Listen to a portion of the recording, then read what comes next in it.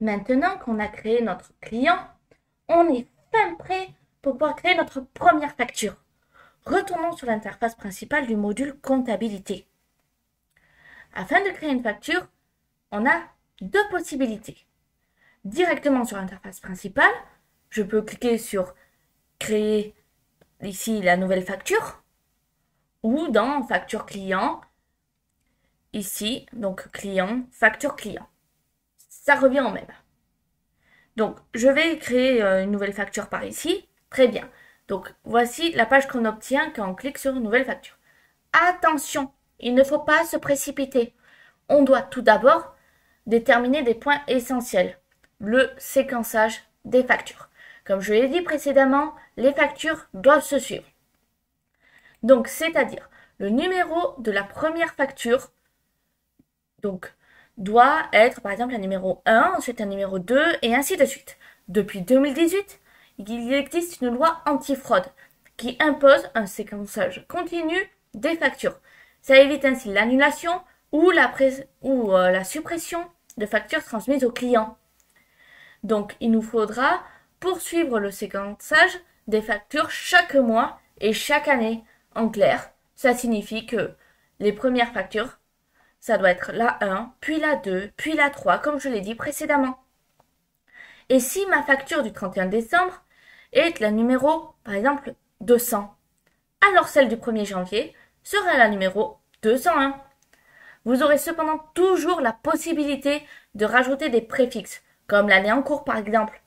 Ainsi, si la facture du 31 décembre 2024 est la 2024/200, celle du 1er janvier 2025 sera la 2025/201. Attention, Odoo est un logiciel international et les lois ne sont pas les mêmes dans tous les pays. Il est possible de séquencer les factures mensuellement, ce qui aura comme effet de séquencer le numéro 1 de chaque début de mois. Afin d'être dans la légalité absolue, il faut choisir un séquençage à l'aide d'un préfixe annuel, puis directement le numéro de la facture. Ensuite, on va supposer qu'avant Odoo, vous utilisiez un autre logiciel, par exemple Henry. Pour pouvoir décider du séquençage de votre première facture sur Odoo, on doit récupérer le numéro de la dernière facture validée sur l'ancien logiciel. Attention, c'est très important de ne pas doubler un numéro de facture. Il doit y avoir une facture unique. Ici, on va dire que nous étions au numéro 5 sur Henry. Donc, on démarre notre séquençage sur un nouveau logiciel au numéro 6 en supprimant le mois. Pour ce faire, notre facture sera donc séquencée 2024/06. On va garder une marge de 0 afin de pouvoir atteindre le numéro le plus élevé de facture possible. C'est très important de prendre le temps de bien configurer notre première facture, car le séquençage sera plus disponible dès la validation de celle-ci, et encore moins sur nos prochaines factures. Donc, de ce fait, moi je suggère plutôt de mettre 006, comme ceci. Choisissons ensuite notre client, qui apparaîtra sur notre facture numéro 6. Pour ce faire, je vais chercher mon client. Alors, ici, je vais à client. Et là, alors, je le redis encore une fois, mais les clients ici sont des clients fictifs. C'est-à-dire que toute ressemblance avec la réalité, ce serait une coïncidence. Donc, je vais choisir Anne Bordenave. Parfait. Donc, maintenant que la date de facturation, enfin, le numéro de facture a été prévu, la date de facturation va être déterminée automatiquement. Ce sera celle du jour de la validation. On aura néanmoins la possibilité de la modifier, mais je déconseille. Il vaut mieux ne pas la toucher et rester de ce fait bien plus dans la légalité. On peut choisir ensuite une date d'échéance fixe, ici, ou alors faire une condition de paiement. C'est-à-dire, on peut choisir ici, si on veut, 45 jours, fin de mois suivant, etc. Donc en général, on met 30 jours. Voilà. Donc, pour résumer, on a notre client. On a mis la date. Donc la condition de paiement, dans notre cas. Maintenant, plus grand chose à faire. Je vais commencer par créer ma facture en ajoutant mes lignes. Donc il s'agit là de bien ajouter mes articles. Je vais choisir donc ma chaise que ma cliente m'a commandée ainsi que le... Et on va voir ce que ça donne.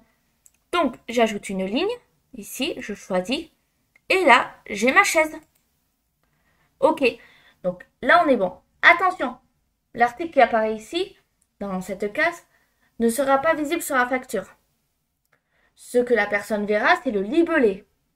Donc, chaise. Il faut donc faire attention à ce que l'on écrit. Très bien. Bon, le prix, la taxe, est automatiquement récupéré sur mon article. Donc, je choisis uniquement la quantité.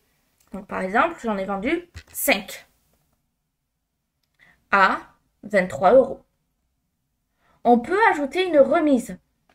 Donc, pour cela, on a juste à aller ici. Donc, je valide. Et là, on peut choisir remise. Tout simplement.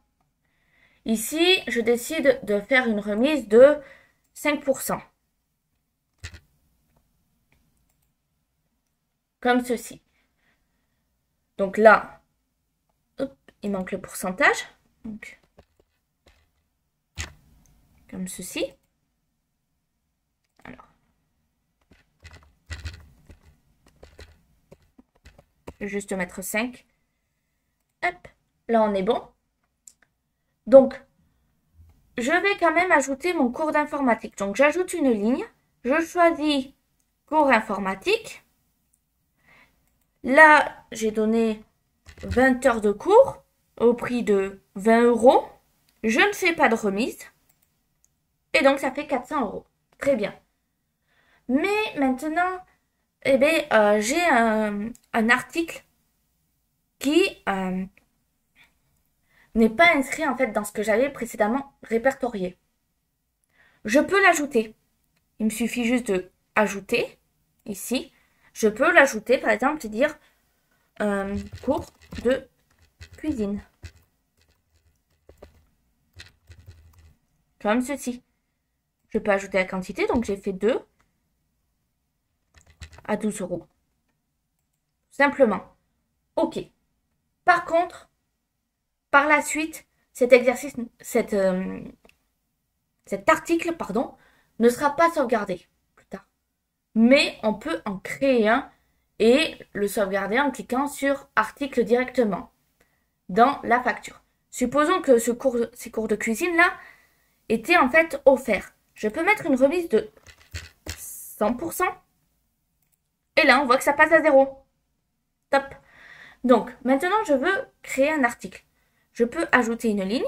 Là, je peux rajouter mon article. Donc, cours de jardinage, par exemple. Je n'ai plus qu'à faire créer et modifier. Et là, je n'ai plus qu'à paramétrer comme avant. Donc, le prix de vente, c'est par exemple 23. Et on est bon. Je vais enregistrer et fermer. Et là, j'ai mon cours de jardinage qui est sauvegardé. Donc, par contre, je vous conseille tout de même de créer vos articles avant de faire les factures. Il ne reste plus qu'à sauvegarder notre facture ici.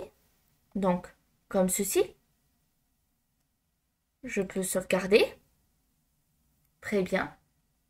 Cependant, avant de confirmer, je conseille de faire un aperçu pour être sûr que la facture est bien rédigée. Donc, je vais à aperçu. Et là, je peux voir l'aperçu de ma facture. Parfait. Donc, je vais retourner au mode édition en haut. Si je clique par contre sur confirmer, ce ne sera plus possible de la modifier. Donc, faire bien attention. Une fois validé, je peux l'envoyer à mon client. Donc, je valide. Et là, je peux l'envoyer soit par mail, soit l'imprimer.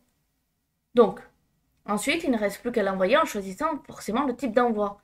De ce fait, je fais envoyer imprimer. Là, je peux décider. Si c'est par mail, je vais juste cocher email. Tout simplement. On met le sujet. Donc voilà. On met le message. Et on clique sur envoyer. Donc là, je ne vais pas l'envoyer parce que c'est fictif. Donc, si je retourne à mes factures clients, je peux voir que j'ai une facture en attente de paiement. Voilà comment on fait une facture.